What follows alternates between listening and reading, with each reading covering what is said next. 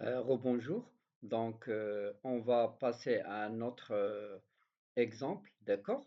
Donc, on va fermer notre exemple et on va essayer de passer à un autre exemple, d'accord? Voilà. Donc, je vais passer par exemple, là, on a toujours dans le tableau croisé, d'accord? Vous vous rappelez, donc on a utilisé ici le Q2 et on va chercher les corrélations. Donc la corrélation, il mesure la liaison ou la force de liaison entre les deux variables et vous vous rappelez des coefficients de corrélation. D'accord? Donc rapidement, donc j'ai choisi un peu des exemples qui sont simples, faciles à interpréter et bien sûr pour bien saisir l'utilité du test avec son exemple. Donc voilà. Donc, je vais prendre, par exemple, deux variables, la taille et le poids. Et on voulait voir la corrélation, la liaison entre la taille et le poids. D'accord? Je vais prendre la taille ici, le poids dans la colonne. D'accord? Et bien sûr, je vais chercher un coefficient de corrélation. Ici, la corrélation dans le tableau croisé, c'est rapide. On va le voir dans un autre paramètre dans l'SPSS. On peut voir en détail les choses. D'accord? Mais ce qui est important, toujours, il faut se rappeler que chaque test utilisé, ça c'est très important. Il faut se rappeler d'une chose primordiale, c'est que chaque test a ses conditions d'application. D'accord? Et on sait très bien le coefficient de corrélation, bien sûr, a ses conditions d'application. D'accord? Les conditions d'application de coefficient, de coefficient de corrélation pour arriver à avoir une interprétation et déduire ou interpréter ce coefficient de corrélation euh, acceptant son hypothèse nulle qui dit qu'il y a une liaison entre les deux variables, ou H1, pas de liaison entre les deux variables, et H1, l'hypothèse alternative qui dit qu'il y a une dépendance, ou plutôt une liaison entre les deux variables, et H0, il dit qu'il n'y a pas de liaison entre les deux variables. Voilà. Toujours, il faut chercher la normalité et bien sûr, les variances sont constantes, c'est-à-dire l'égalité de variance. D'accord? Ça, c'est très important. Donc, automatiquement, là, on ne va pas tester ça dans cette table de croisée. Donc, généralement, on fait des tests rapides. Mais si on voulait interpréter et avoir des résultats, par exemple, publiables ou des résultats sur lesquels on va se baser pour prendre des décisions, là, il faut penser à vérifier vos conditions d'application. D'accord? Mais ça n'empêche, on va passer rapidement sur ça et bien sûr, on va le tester dans un autre paramètre, plutôt des commandes de l'SPSS, comment on essaye de faire la corrélation avec plus de détails. D'accord? Donc, voilà. Donc, on va corréler entre les deux variables taille et le poids et on va voir qu'est-ce qu'il nous a donné, qu'est-ce qu'il va nous donner comme résultat. D'accord? Voilà. Très bien. Ici, donc on va corréler entre nos deux variables, donc la taille et le poids, comme vous voyez ici. Donc directement, ce qui est important pour ne pas perdre du temps, donc on va passer directement à ce qu'on appelle notre mesure d'association entre les deux variables. D'accord? Qu'est-ce qu'il va nous donner? Regardez ici. Donc directement ici, c'est une table, vous voyez, c'est une table avec deux dimensions, c'est-à-dire deux variables bivariées, c'est-à-dire la taille et le poids, poids en fonction de la taille ou la taille en fonction du poids. D'accord?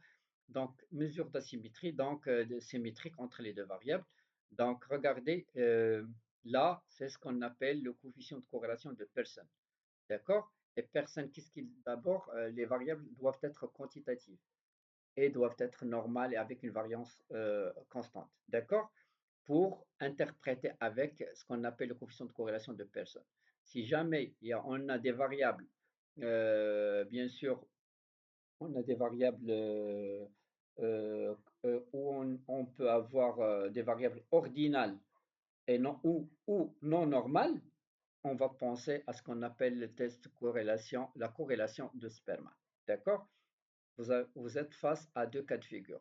Si vous avez des variables quantitatives, elles respectent les conditions, la normalité et l'homozydasticité, directement, on va passer à ce qu'on appelle le coefficient de corrélation de Pearson. D'accord? Ça, il ne faut pas le mélanger avec le coefficient de corrélation de Sperman. C'est un test non paramétrique qui est utilisé lorsqu'il y a une violation d'une condition de la normalité de la distribution, soit que vos variables sont ordinales, de nature ordinale. D'accord? C'est les deux cas de figure qu'on peut utiliser ça. Je ne vais pas vous détailler plus d'autres choses. Il y a une autre corrélation de Kendall. Donc, lorsqu'on a les variables sont ordinales, d'accord, de nature ordinale, et avec des petits échantillons. D'accord? Et la type de relation, dans les deux cas non paramétriques, soit de Sperman ou Kendall, c'est monotone. Qu'est-ce que ça veut dire monotone? Monotone, ça veut dire forcément, pas forcément une droite. Si on prend par exemple un exemple de stress et le sommeil, si le stress augmente, le sommeil diminue, mais pas forcément d'une manière linéaire. C'est-à-dire on va avoir une courbe. Vous comprenez ce que je viens de dire? Je vais répéter. Donc, je répète, monotone, les deux cas de figure, on utilise un test non paramétrique comme le Sperman ou Kendall. Généralement, Kendall, c'est un détail, euh, plus de détails, c'est-à-dire on l'utilise généralement si on a des variables de nature ordinale, petit échantillon, mais Sperman, généralement, soit vous utilisez Sperman, soit vous utilisez Person, d'accord? Donc, Person, c'est utilisé pour les variables quantitatives, d'accord? La normalité et l'homocédation sont respectées, ça c'est normal. Type de relation, c'est linéaire, d'accord? Mais dans un test non paramétrique tel que Sperman, soit la violation d'une condition euh, telle que la normalité elle est violée, c'est-à-dire elle n'est pas respectée, ou des variables, par exemple, de nature ordinale. D'accord? Mais le type de relation, elle est monotone. Qu'est-ce que ça veut dire monotone? Je le répète avec le même exemple que j'ai dit tout à l'heure. Pas forcément une droite. D'accord? Comme la variable pour le test de coefficient de corrélation de personnes. Pas forcément une droite.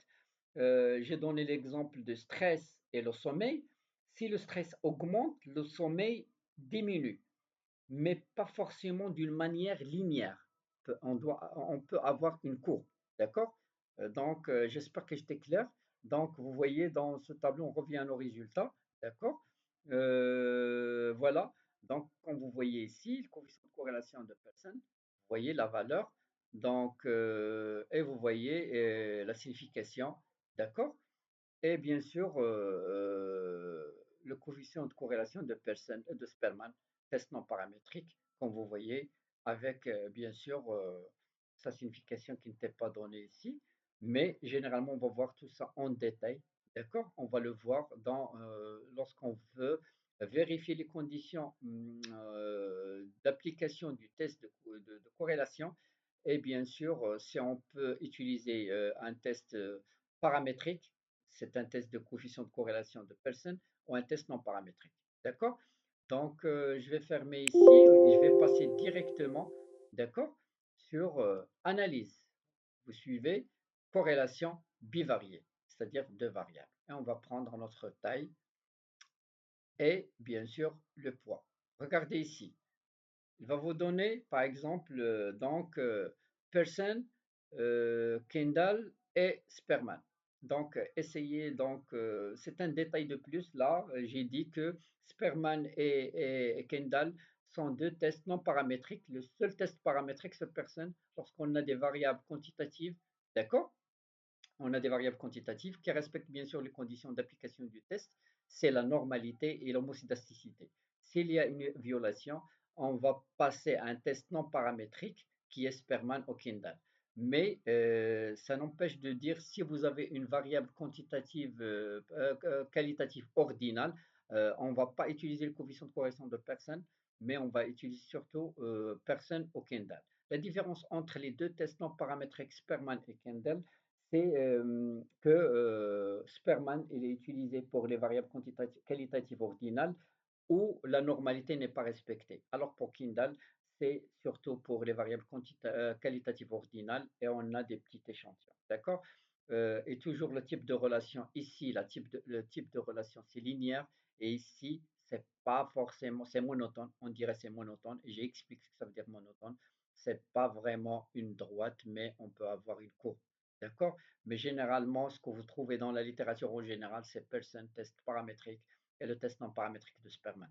D'accord? Très bien.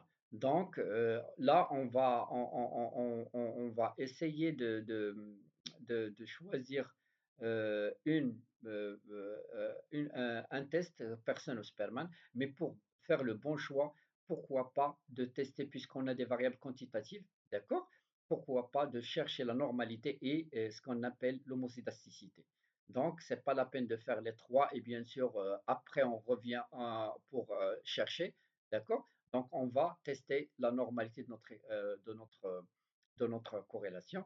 Et pour ce faire, toujours, comme j'ai dit l'autre fois, il faut passer statistique descriptive, explorer. Ça, c'est très important. Ça, là, on doit toujours penser lorsqu'on veut appliquer un test statistique et on veut vérifier ses conditions d'application. Ça, c'est très important. D'accord? Donc, qu'est-ce qu'on va faire? Donc, on a, par exemple, regardez ici. Donc, qu'est-ce qu'on a? Oui, oui, bien sûr, là, très bien. Donc, on a, par exemple, on va prendre le facteur, comme vous voyez ici dans ma base de données. Regardez, taille, poids, d'accord? Facteur, d'accord? J'ai fait ça. Donc, facteur, c'est la taille et le poids. Bien sûr, c'est une chaîne. Je reviens à ma base pour bien comprendre. J'ai donné la lettre A, donc c'est une chaîne dans la description de la variable facteur. A pour la taille et B pour le poids. Donc vous voyez, B pour le poids et A pour la taille. Et bien sûr, dans l'affichage des variables, facteur, j'ai donné taille et poids. Donc je peux écrire ce que je veux dans l'étiquette pour comprendre qu'est-ce que ça veut dire facteur. C'est moi qui j'ai écrit facteur, d'accord? Et ici, taille et poids, donc taille en fonction du poids. Donc, si je fais élargir, donc je peux écrire ce que je veux. Taille, c'est taille en centimètres. Poids, c'est poids en kilogrammes. Donc, vous vous rappelez ici, on n'a pas la main d'écrire comme on veut, d'accord? Il faut écrire d'une manière particulière pour que ce champ soit valide, mais dans l'étiquette, vous pouvez écrire des phrases et des phrases comme vous voulez, bien sûr. Ici, on va définir notre nature de variable. D'accord? Donc, très bien. Donc, on va passer directement. Donc, notre facteur, c'est ça. Très bien. Donc, et par la suite, on va prendre la taille en fonction du poids. D'accord? Regardez ici. Donc, c'est ce qu'on a utilisé, c'est ça. Donc, notre facteur. Donc, on a donné un code A, ce que vous voulez ici, B pour faire la séparation entre la taille et le poids. Par la suite, je vais essayer de chercher donc descriptif, c'est pas la peine de donner des estimations des paramètres de dispersion, les centiles, les quartiles, etc. D'accord? Je vais passer directement ce que je voulais, c'est de vérifier ma normalité. D'accord? Diagramme, c'est pas la peine de faire ce tige. Donc, c'est la normalité, d'accord, la courbe gaussienne. Et je vais faire l'estimation d'exposants. C'est là où on peut avoir des graphiques qui nous donnent exactement sur la réalité de la dispersion de notre variable. D'accord? Et par la suite, je vais mettre OK. D'accord? Donc, très bien. Donc, je vais passer directement. Donc, là, on l'a vu l'autre fois. Donc, vous comprenez, vous revenez aux séquences précédentes et vous allez comprendre. Ces deux tableaux qui sont très importants. Ces deux tableaux sont très importants. Un pour la normalité, un pour test d'homogénéité des variances. Donc, on revient. Donc, regardez. Pour A, donc c'est le poids. Donc regardez ici, pour Kolmogorov-Smirnov et Chapelovic, les deux tests pour la normalité. D'accord? Donc ce sont deux tests utilisés pour vérifier la normalité de la distribution. D'accord? Et on va lire à chaque fois, d'accord, selon le test, comment est la normalité donc, de chacun selon l'interprétation de petit p. Donc je vais arrêter ici et je vais enchaîner tout de suite sur une nouvelle séquence. Merci.